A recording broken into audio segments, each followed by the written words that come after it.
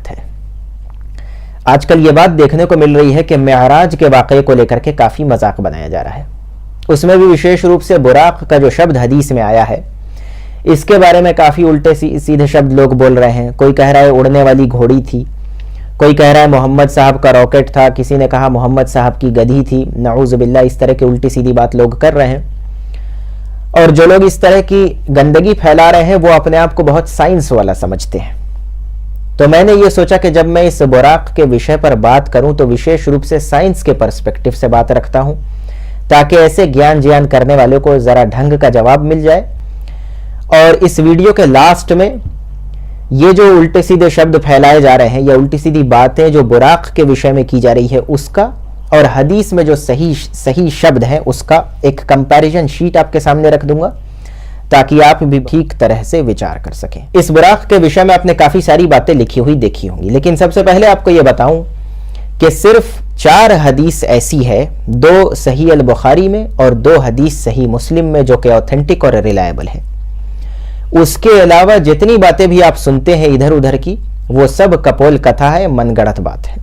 सबसे पहले आपके सामने उन 4 अहादीस में जो बुराक के विषय में जो 3-4 पॉइंट्स हमें जानने को मिलते हैं वो आपके समक्ष रखता हूं। सबसे पहली बात यह है कि मेराज का सफर जिस जीव पर सवार होकर किया गया था उसका नाम है बुराक, और ये बुराक बर्क का प्लूरल है। अरबिक में बर्क कहते हैं लाइट को।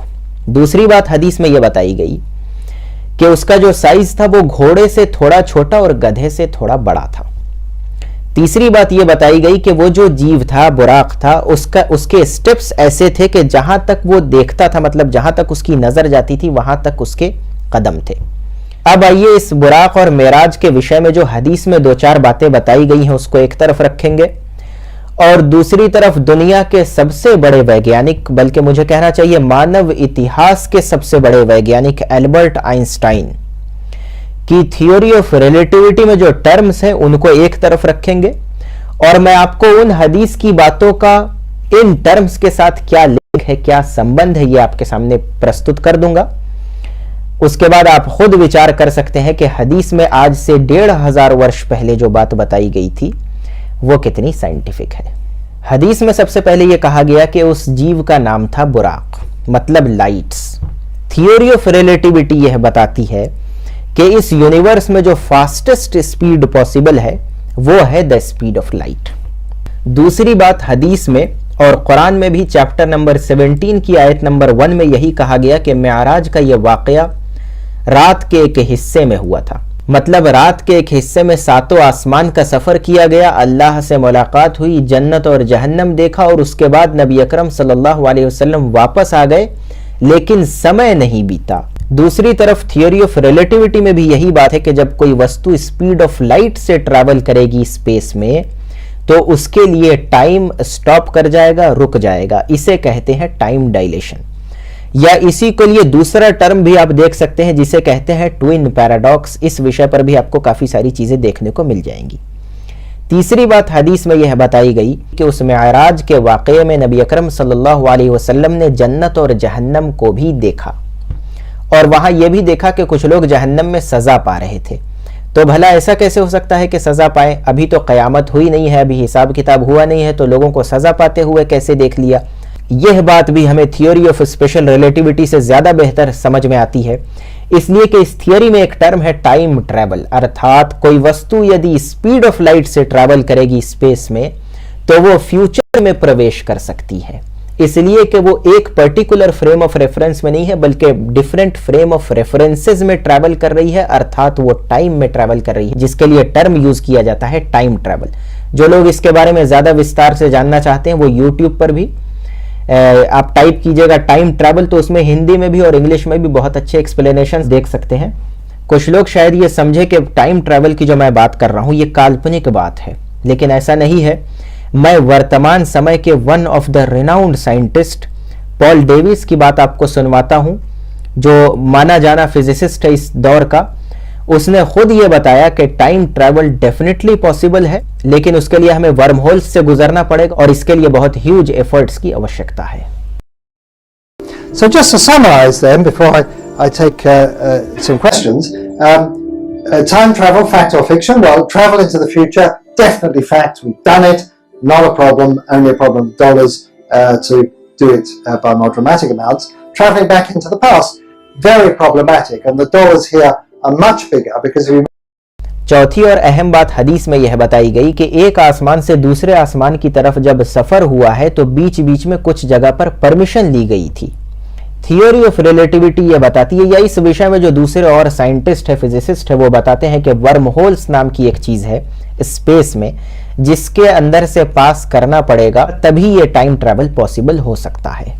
ये वो सारी बातें हैं हदीस की जो आज से 1500 वर्ष पहले डेजर्ट में बताई गई थी, जिसकी अनुकूलता आपने देखा कि मानव इतिहास की जो सबसे बड़ी आज तक की डिस्कवरी है साइंस के पर्सपेक्टिव में, रिलेटिविटी के नाम से, एल्बर्ट आइंस्टाइन या और दीगर साइंटिस्ट ने जो चीजों को डिस्कवर किया है, उनके साथ इनकी कितनी अनुकूलता है। अब आइए उन लोगों की तरफ देखते हैं जो इस विषय में उल्टी सीधी बात फैलाते हैं, उल्टी सीधी बात करते हैं, बिल्कुल जाहिल और अज्ञानी लोग हैं। मैं उनकी बातों को एक तरफ और सही हदीस में जो बातें आई है उसको एक तरफ रख करके एक कंपैरिजन शीट आपके सामने प्रस्तुत कर देता हूं। ज्ञान विज्ञान करने वालों ने गंदगी फैलाते हुए सबसे पहली बात यह कही कि मोहम्मद साहब की गधी थी। आपने हदीस से यह जान लिया कि हदीस में यह बताया गया है कि उस बुराक का साइज घोड़े या खच्चर से थोड़ा छोटा और गधे से थोड़ा बड़ा था। उसके साइज की बात हो रही है, इसलिए कि उस काल में, उस दौर में, आज से 1500 वर्ष पहले मीटर या सेंटीमीटर के टर्म्स में बात नहीं होती थी। किसी वस्तु के बारे में बताना होता था तो किसी दूसरे वस्तु के संबंध में ही बताया जाता था, स्वाभाविक सी बात है। दूसरी और सबसे मजेदार बात यह है कि पंख लगा दिया गधी के अंदर। अब मैं आपको यहां पे इन लोगों के जहालत का प्रमाण देता हूं कि देखिए, अगर गधी के अंदर पंख लगा हुआ हो और वो उड़ करके चांद तक जाए तो ये जो जाहिल लोग हैं इनको आपके सामने सबसे पहले ये आक्षेप लगाना चाहिए था, या ये आक्षेप करना चाहिए था कि इस ट्रोपोस्फेयर के ऊपर जब हम जाते हैं तो वहां पर वायु नहीं है, हवा नहीं है। जब हवा नहीं है तो भला पंख से कोई कैसे उड़ सकता है? लेकिन आपने भी आज तक ये तथाकथित जितने लोग हैं इस तरह की घटिया बात करने वाले, उनको ये आक्षेप लगाते नहीं सुना होगा कि साहब वो गधी को पंख कैसे लगा हुआ था, पर कैसे, विंग्स कैसे थे उसके, और यदि विंग्स थे तो वो उड़ करके स्पेस में तो विंग्स से कोई उड़ ही नहीं सकता, इसलिए कि वहां हवा नहीं है।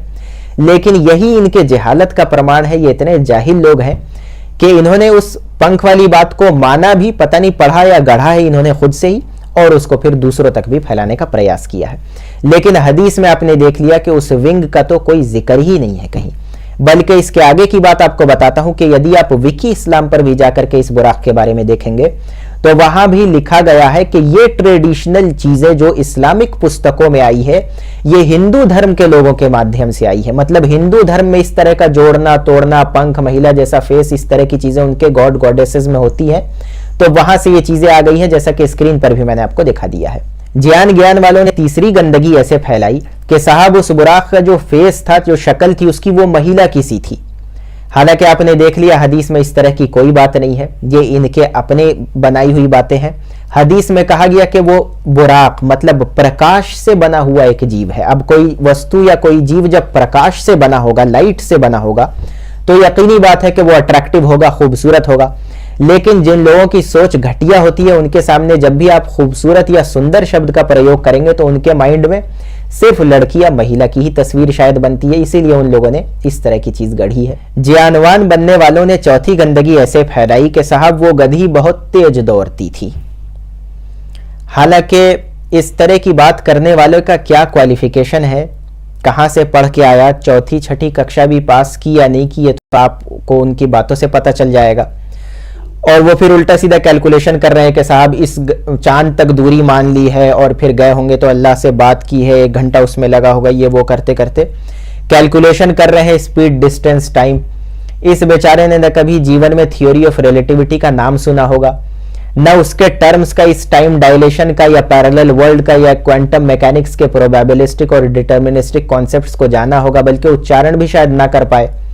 इस तरह का चौथी छठी कक्षा पास किया हुआ बंदा बैठ करके स्पीड, डिस्टेंस, टाइम कर रहा है। मैं समझता हूं इस पर ज्यादा बोलने की कोई आवश्यकता है नहीं, मैंने कंपेयर करके दिखा दिया है। यहां पे एक और सोचने वाली बात यह है कि आज से 1500 वर्ष पहले एक डेजर्ट में एक व्यक्ति सल्लल्लाहु अलैहि वसल्लम जिसके कुछ फॉलोअर्स हो, वो सुबह उठ करके कैसे लोगों से भला ये कह सकता है कि मैं रात में गया था, अल्लाह से मुलाकात की, सातों आसमान का सफर किया, जन्नत जहन्नम देखा और मैं आ भी गया, तो कैसे भला लोग उसकी बात को मानेंगे।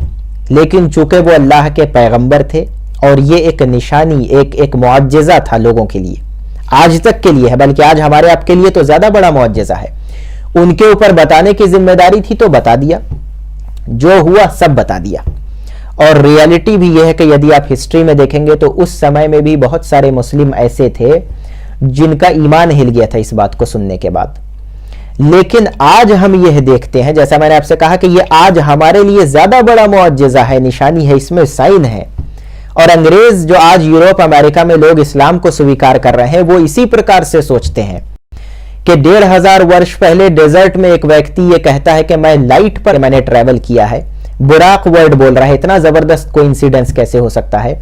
उसमें यह कह रहा है कि मैंने जाने के बाद वो कार्य किया जिसको करने के लिए 10-15 वर्ष में जो किया जाता है, और जब मैं वापस आया तो कोई समय भी नहीं बीता। अब हम डिस्कवर कर रहे हैं कि टाइम डायलेशन नाम की एक चीज है कि जब स्पेस में कोई वस्तु स्पीड ऑफ लाइट से ट्रैवल करती है तो उसके लिए समय रुक जाता है।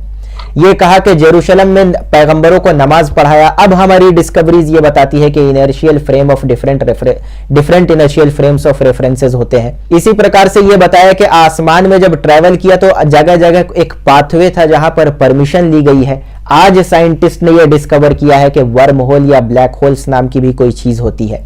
तो ये वो बातें हैं जो इंसानी अक्ल को अगर निष्पक्ष तौर पर सोचा जाए तो इंसान के दिलों की आंखों को खोल देने के लिए बहुत काफी है।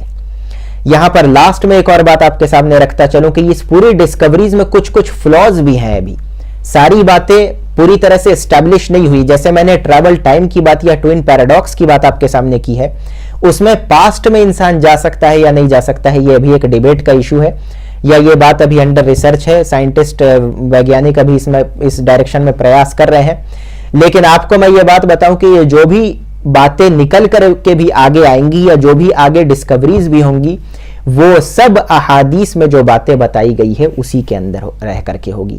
उनसे बाहर कोई बात नहीं जा सकती है, और हदीस या साइंस की बात हदीस के बात से कॉन्ट्राडिक्ट नहीं कर सकती है।